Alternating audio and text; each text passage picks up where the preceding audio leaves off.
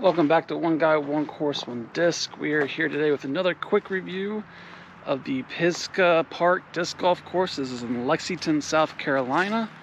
Our disc for today is the Yikun Discs Gou. It's an 8.5 minus 3.51. So let's see how it flies. Hole 1 here is a 300-foot par 3. It goes straight to this mound of looks like sand. Then it cuts to the left. Looks like it's about 260 feet to hit the backwoods. So let's see. First throw with this thing.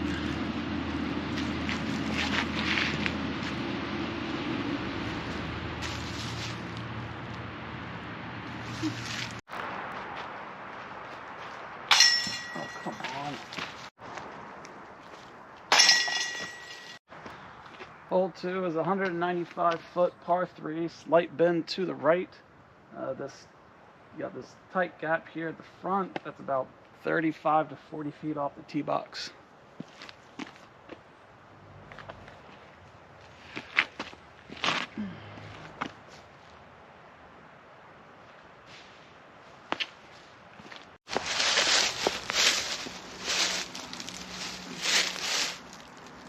Oh, come on. Hole 3, it's 175 feet straight, then it goes to the right. It's like it comes back left. It's a par 4. And I'll give you the distance once I get closer and can confirm. Oh.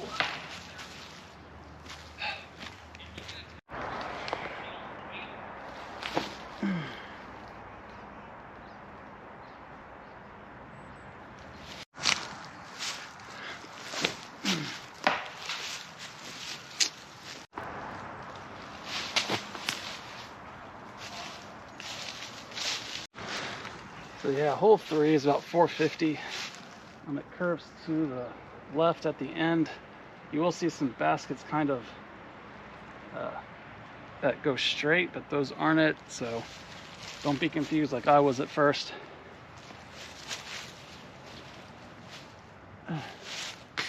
Come on.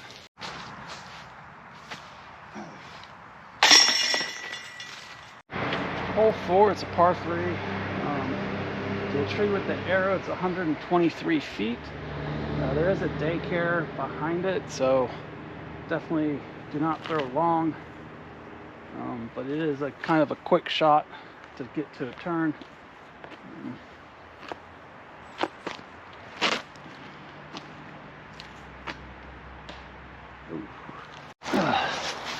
So from that tree with the arrow, it's another 108 feet to the basket, making the hole roughly 231 feet.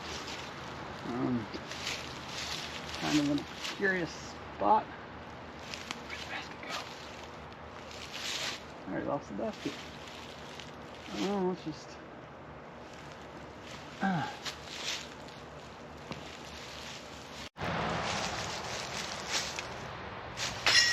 Man!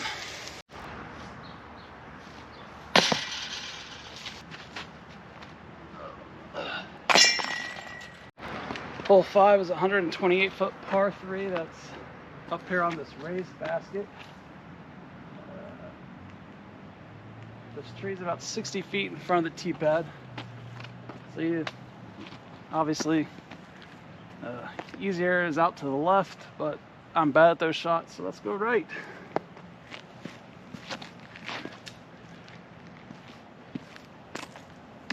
Oh man. Hole 6 is a 323-foot par 3. It's a red basket down there by the woods.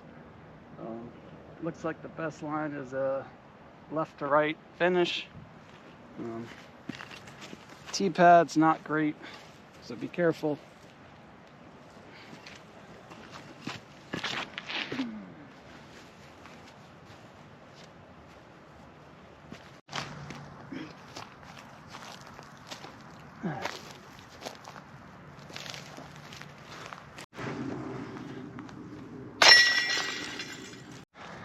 So hole 7 is about a 300-foot par 3 that goes right to left. this really small tree that forks. It's about 150 feet up the Teepad. That's kind of where you want to get your turn to start.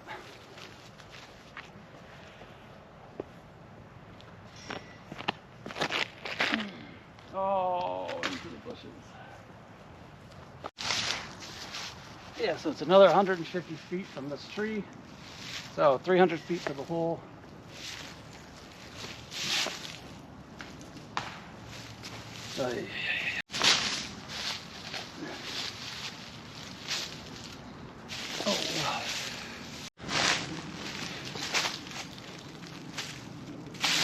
Oh.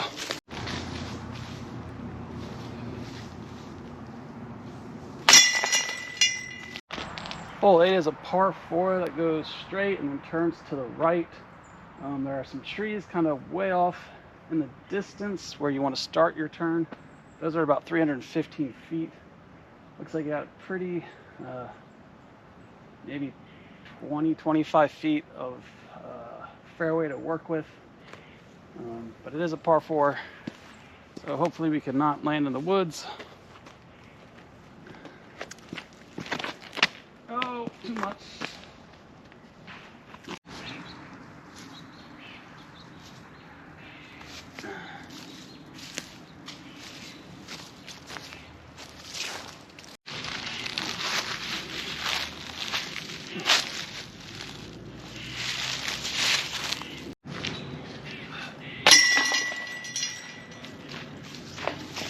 So yeah, the hole was about 390 in total. It's not as much of a turn to the right as it seems. Also, all the baskets are color coordinated with the tee boxes, so if you're at a yellow tee, it goes to a yellow basket. That helps because this course is a little confusing, so that somewhat helps. But let's go to hole 9 now. Hole 9 is another par 4. Looks like it turns to the right. You want to start that turn around 170 feet. This pine tree that's in the middle, it's at about 90 feet. So I don't know what I can throw here because a lot of my shots are bad. Let's try the forehand. Get off the tree. Ah, that was almost really good.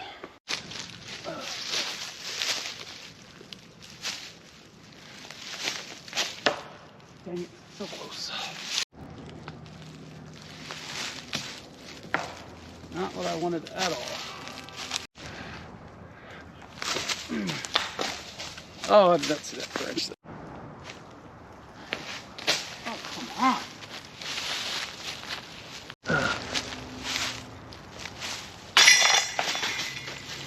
on. So hole 9 is about 375 feet in total. It turns to the right and then back to the left. It kind of tucks into the woods a little bit.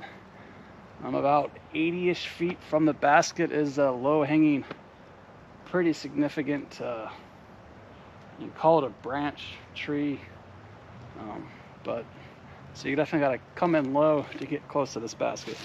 Hole 10 is a par 3. Looks like another shot that goes to the right and then we'll finish the left. Looks like about 180-ish, 175-ish feet. You want to start that slow turn to the right.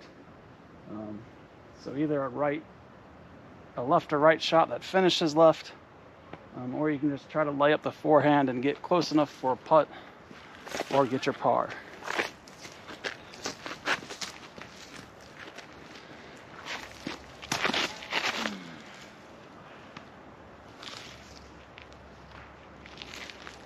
So hole 10 is 300 feet in total.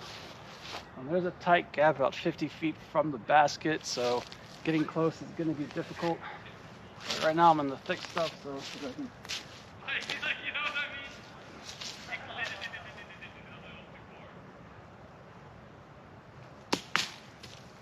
That did not turn out well at all.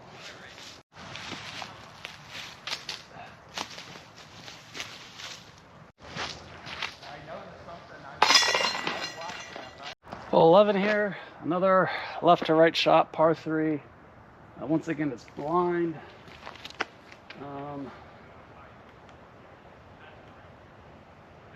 Probably want to start your turn at about 140, 145 feet, which means you got another 150 feet after that. So a tough shot, especially for me. Way too much hyzer. There is a Mando left you have to hit, so do make sure you get it far enough. I think I actually missed the Mando, but right now I don't care. But once you make the turn, it's just a straight shot to the basket.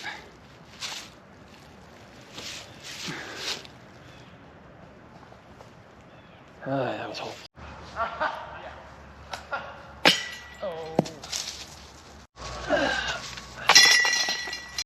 Hole 12 is a par 3. Looks like it bends to the left. You got a tree right in the middle at 95 feet. You do cross fairways with 17, so watch out for anyone that's on 17. Let's see what we can do here.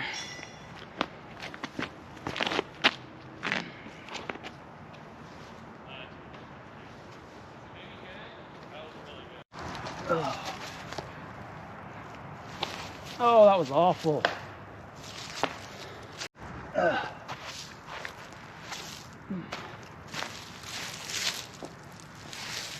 So hole 12 is looking about 360 feet in total.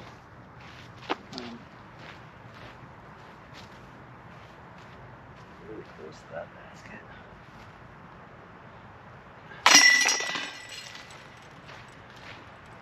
Hole 13 is a par 3. It finishes left. Looks like you want to throw about 210 before you want it to start to finish. You do have a double Mando off the tee. It's about 65 feet from the tee box.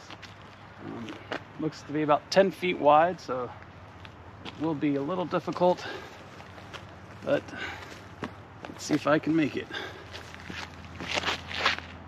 Well, made it. No height, but it's down there.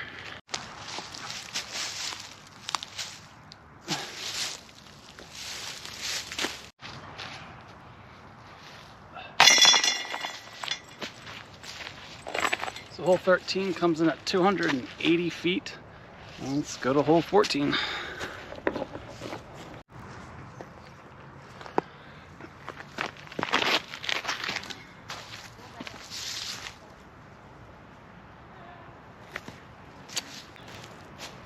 So hole 14 is a 270-foot hole, goes left to right. It's fairly open the whole way, but it is kind of tucked into the woods just a little bit at the end.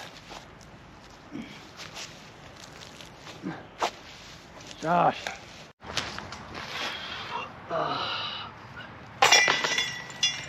So hole 15, it's a par 4.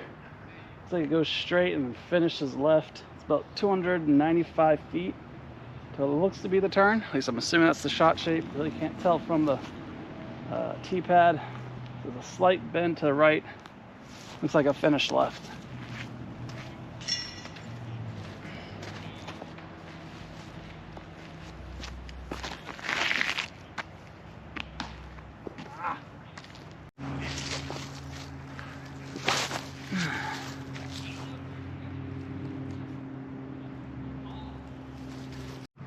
So hole 15, 412 feet. There is a small gap you got to hit right at the end, but then it opens up. But tapping out for birdie. Hole 16 is a par 4. It looks like it turns right the whole way pretty much. Distance wise,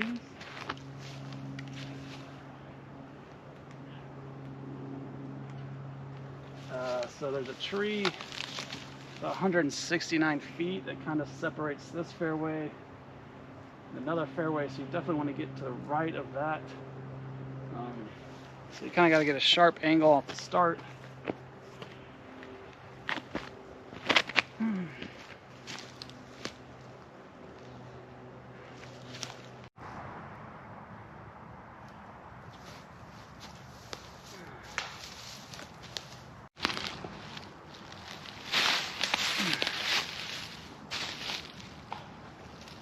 So hole 11 or hole 16, sorry, finishes at about 435 feet. T sign says 500, so well shy of that. But it is pretty much just a right turning shot the whole way. And I completely...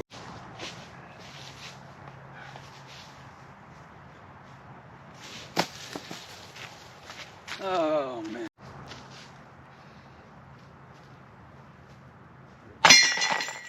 All right, hole 17 here. I'm not sure what happens. Looks like it does a sharp turn to the right. Kind of almost looks like you're supposed to lay it up, do a little pitch up, and then do your second shot. So there's a par 4. The second Mando left is about 95 feet, so that's where you want to start it. So you probably want to start your turn about, or get a sharp turn at 100 feet. But obviously you have a lot of trees off the tee, so let's just see if I can get it somewhere. Yeah, before the first Mando, but I don't care. So yeah, hole 17 is 285. You get to the second Mando, you take a sharp right. You think it's gonna be to one basket, it's not. It's, yeah, very poorly designed course out here. A lot of crossing fairways. Let's finish it so we can go home.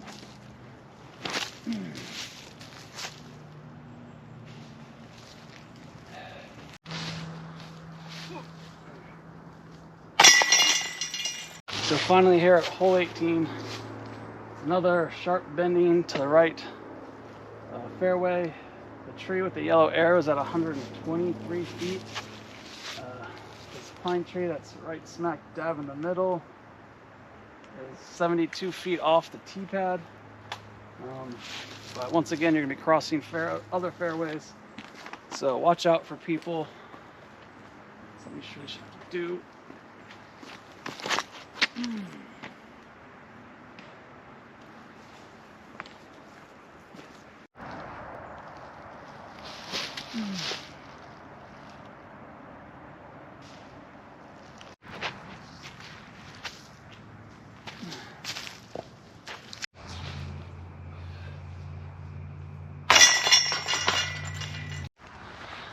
So there you have the Yikun Discs Gou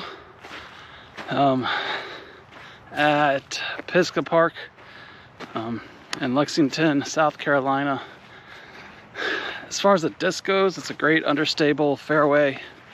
I actually liked it for the forehands because I could put it on hyzer. I'd get the flip up. So it might be another one of those discs that go into my bag. I went up to Maryland to visit some friends coming back. So that's 2 discs on this trip that I used and I liked. So that's just more of a reason to try new discs, because you never know what you'll find. But as far as the disc golf course goes, Pisgah Park, it's an awful course. I hate to say it, but it's just a lot of the fairways are intersecting. So I mean, if no one's here, it's fine, because obviously you're by yourself. It is confusing with all the crossing though. So you may have to use Udisc to just make sure you're going to the right basket. I got kind of switched up a couple times. But yeah, it's just, I mean, if there's a lot of people out here, it's not going to be a great course.